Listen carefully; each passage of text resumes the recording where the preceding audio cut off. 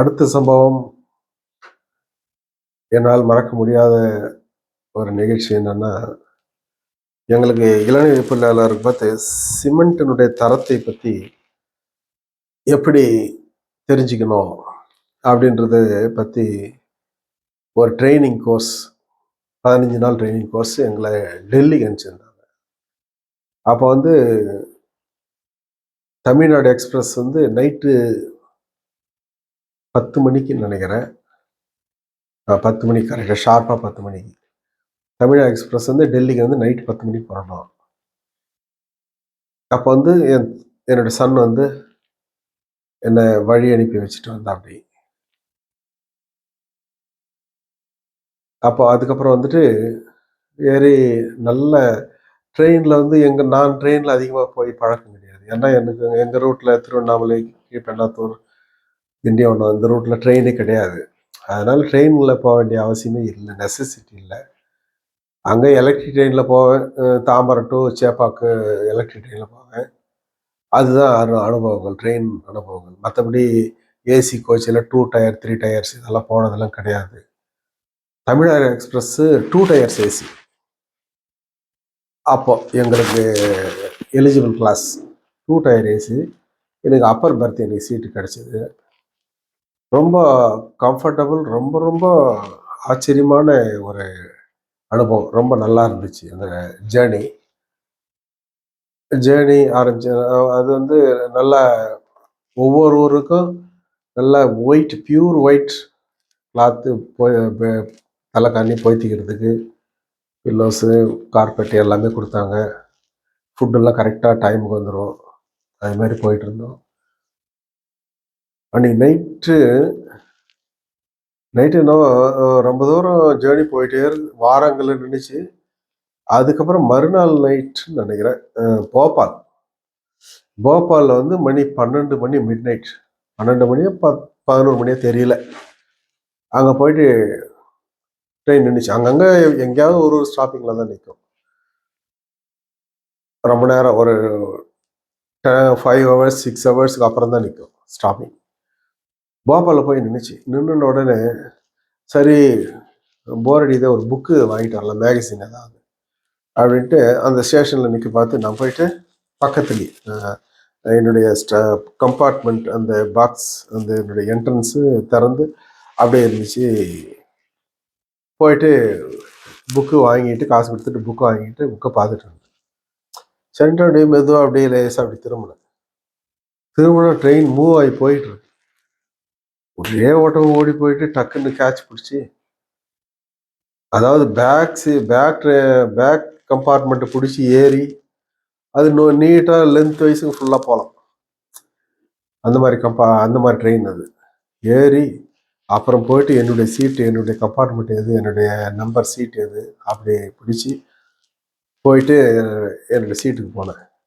இன்னும் ஜஸ்ட் ஒரு 5 second miss பண்ணியிருந்தேன்னா ட்ரெயினை விட்டுட்டு அப்புறம் எப்படி போயிருப்பேன், எப்படி எங்கே போயிருப்பேன், எப்படி ரிட்டர்ன் ஆகி வந்திருப்பேன், எப்படி ட்ரெயினை பிடிச்சிருப்பேன், பேக்கெல்லாம் ட்ரெயினில் இருக்குது.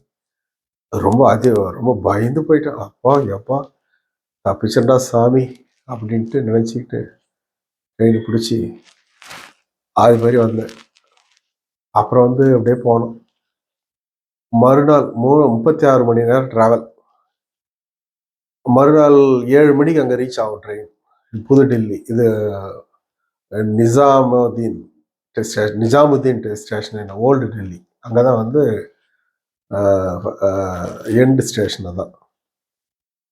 மணி 6 மணி எல்லாம் வந்து டெல்லி வந்துடுச்சுன்னாங்க. சரி புது டெல்லியை பார்க்கணும் அப்படின்னு ஒரு ஆவல், டக்குன்னு ஆவல். அதனால் என்ன பண்ணோம், போய் ஏசி டோரை திறந்துட்டு பாக்ஸினுடைய டோர் இருக்கு இல்லையா, அங்கே நின்றுட்டு வேடிக்கை பார்த்துட்டு வரலான்ட்டு அங்கே போய் நின்னோம். அங்கே போய் நின்று கொஞ்சம் ஜாகிரதை பிடிச்சிக்கிட்டு அப்படி ட்ரெயின் நம்ம புது டெல்லியை பார்க்கலான்னு எட்டி பார்த்தோம். கரெக்டாக சூரியன் வந்து நல்லா வெளிச்சமாயிடுச்சு. ஒரு 6 நல்லா வெளிச்சம் பளிச்சுன்றது வெயில். எட்டி பார்த்தது தான் நேரம். ரொம்ப அதிர்ச்சி ஆயிட்டு. ஏன்னா ரயில்வே ஸ்டேஷன் ஓரம் நெடுக்க ட்ரெயின் மெதுவாக போகுது. ஏன்னா ஸ்டேஷன் கிட்ட வந்துடுச்சு. அதுக்கு முன்னாடி ஒரு 1 கிலோமீட்டர் 2 கிலோமீட்டர் இருக்கும். அது நெடுக்க லைனா ஒரு டப்பால தண்ணி வச்சுக்கின்னு எல்லாம் டாய்லெட் உட்காந்துக்கிறாங்க நெடுக்க. இதை பார்த்த உடனே இதுதான் டெல்லியா அப்படின்னு நினச்சிக்கிட்டு இருக்காங்க. என்ன இவ்வளவு கேவலமா இருக்காங்க. அதாவது இந்த ஸ்லம்டாக் மில்லியனர்னு ஒரு படம் வந்துச்சு இல்லைங்களா, அது முன்னாடி வந்துச்சு பின்னாடி வந்துச்சு எனக்கு ஞாபகம் இல்லை. அது மாதிரி இப்பத்தி உங்களுக்கு உதாரணம் சொல்லணும் வந்தா அதை தான் உங்களுக்கு சொல்றேன். ஸ்லம்டாக் மில்லியனர் அவ்வளோ வர்ஸ்ட், அவ்வளோ கேவலமா இருக்கு. எப்படி அந்த குடிசை எப்படி அவங்க வந்து வாழறாங்க, கால் வைக்கிறதுக்கு இடம் இருக்காது போல இருக்கு. அந்த மாதிரி இடத்துல உட்காந்துக்கிட்டு டாய்லெட் போயிட்டு ஒரு ஜக்கில் தண்ணி வச்சுக்கிட்டு போறாங்க, காலை கழுவிட்டு. லைனா பார்த்தா எல்லாம் தான் இருக்காங்க. அப்புறம் எப்பா மூடு, முதல்ல கதவு மூடு, உள்ள போயிட்டு உட்காந்துக்கிட்டோம். ஸ்டேஷன் வந்துச்சு. ஸ்டேஷன் வந்த பிற்பாடு எங்களை அழைச்சிட்டு போகிறதுக்கு ட்ரெயினிங் இன்ஸ்டியூட்லேருந்து ஒரு வேன் வந்துருந்துச்சு. அப்புறம் வந்து நாங்கள் ட்ரெயினிங்கில் போய் ஜாயின் பண்ணோம். ட்ரெயினிங்கில் போய் ஜாயின் பண்ணால் அங்கே ஒரு வித்தியாசமான நிகழ்வுகள். ட்ரெயினிங்கில் கிளாஸ் நடக்கும், அது வேற. ஈவினிங் டைமில் சும்மா அப்படி பஜாருக்கு அப்படி போயிட்டு வரலாம்னா ஒருத்தர் கூட ஹிந்தி தான் பேசுவங்களோட இங்கிலீஷ் ஒருத்தர் கூட இங்கிலீஷ் தெரியாது. ஹிந்தி தெரிஞ்சாதான் அங்கே போய் ஏதாவது வாங்க முடியும். இங்கிலீஷு ஏதாவது 1 2 3ன்னா கூட அவங்களுக்கு இது 3 rupeesன்னா கூட 3 rupee அப்படின்னுவாங்க. அந்த மாதிரி ஹிந்தி தான் பேசணும்னு நினைப்பாங்க. யாரும் இங்கிலீஷ்லாம் கிடையாது. சும்மா சின்ன சின்ன வேர்டு இங்கிலீஷில் ஒரு இது பேசினா கூட அவங்க இது பண்ண மாட்டாங்க.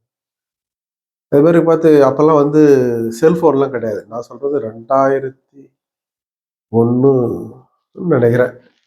அப்போ தான் நினைக்கிறேன், கரெக்டு 2001 தான் ட்ரைனிங் போனது. அப்போல்லாம் வந்து செல்ஃபோன்லாம் கிடையாது, மொபைல்லாம் கிடையாது. அப்போ அந்த டைமில் ஒன்லி லேண்ட்லைனில் தான் பேச முடியும். அது லேண்ட்லைன்னா இல்லை எஸ்டிடி கால். எங்கள் வீட்டில் ஃபோன் இருக்குது. எங்கள் வீட்டில் இங்கேருந்து ஃபோன் பண்ணி அங்கே ஒரு வாட்ச்மேன், ஒரு கார்டு ரூம் இருக்கு, அங்கே ஒரு லேண்ட்லைன் ஃபோன் இருக்கும். அந்த நம்பரை கூப்பிட்டு பேசுங்க அப்படின்னு நான் சொல்லியிருந்தேன். அப்போ வந்து நான் போயிட்டு அங்கே வெயிட் பண்ணிட்டு இருந்தேன். இந்த டைமுக்கு கால் பண்ண சொல்லியிருந்தேன். போய் வெயிட் பண்ணிட்டு இருந்தேன். அங்கே ஒரு வாட்ச்மேன் தான். அவருக்கு இங்கிலீஷ் தெரியாது, எனக்கு ஹிந்தி தெரியாது. அவரு ஹிந்தியில் விசாரிக்கிறாரு, எனக்கு ஒன்றும் புரியல. நான் இங்கிலீஷில் சொல்கிறேன், அவருக்கு ஒன்றும் புரியல. 2 பேரும் ஒருத்தரை மாற்றி ஒருத்தர் சிரிச்சின்னு உட்காந்துருந்தோம், அவ்வளோதான். அவர் என்னை பார்த்து சிரிப்பார், நான் அவரை பார்த்து சிரிப்பேன். ரொம்ப ஒரு மொழி தெரியலன்னா எவ்வளோ ஒரு ஒரு ஒரு ஒரு ஃபன்னியாக இருக்குன்றத அப்போ தான் தெரிஞ்சுக்கிட்டோம். அவரும் சிரிப்பார், நானும் சிரிப்பேன். அப்புறம் கால் வந்த பிற்பாடு அப்புறம் எடுத்து அட்டன் பண்ணி பேசிட்டு சொல்லிட்டு அப்புறம் அது நினச்சிங்கன்னா ரொம்ப தமாஷா இருக்கும், ரொம்ப சிரிப்பாக இருக்கும். ஹிந்தி தெரியலன்னா நம்ம ஹைதராபாத்துக்கு மேலே வேலை கிடையாது. ஹிந்தி தெரிஞ்சாதான் எங்கேயும் சுத்த முடியும். வடநாட்டிலாம் ஹிந்தி தெரியலன்னா ஒன்றுமே பண்ண முடியாது. இங்கிலீஷ்லாம் அங்கெல்லாம் யாருமே பேச மாட்டாங்க. ஒன்லி ஹிந்தி மட்டும்தான். இங்கிலீஷில் யாரும் பேச மாட்டாங்க. ஏதோ ஒரு சிலர் படித்தவங்க அது மாதிரி இருக்கிறவங்க தான் இங்கிலீஷ் பேசுவாங்க. ஹிந்தி பேசுகிறவங்க கடைகளில் 0. யாருமே இங்கிலீஷ் பேச மாட்டாங்க. அதனால வந்து ஹிந்தியை வந்து ஒரு பெரிய தெரிஞ்சிக்க வேண்டிய படிப்பு, தெரிஞ்சிக்க வேண்டிய மொழின்றதை அப்போ தான் தெரிஞ்சுக்கிட்டோம். எல்லாம் ஒரு அனுபவங்கள், ஒரு வித்தியாசமான அனுபவங்கள் ஆயிடுச்சு. அப்புறம் வந்து ட்ரெயினிங் முடிச்சுட்டு அப்புறம் வந்து சேர்ந்த ஒரு வழியாக. அதெல்லாம் வந்து ஒரு மறக்க முடியாத நிகழ்ச்சிகள் என்னுடைய லைஃப்பில். எல்லாம் அப்பப்போ நினச்சி பார்த்துப்பேன்.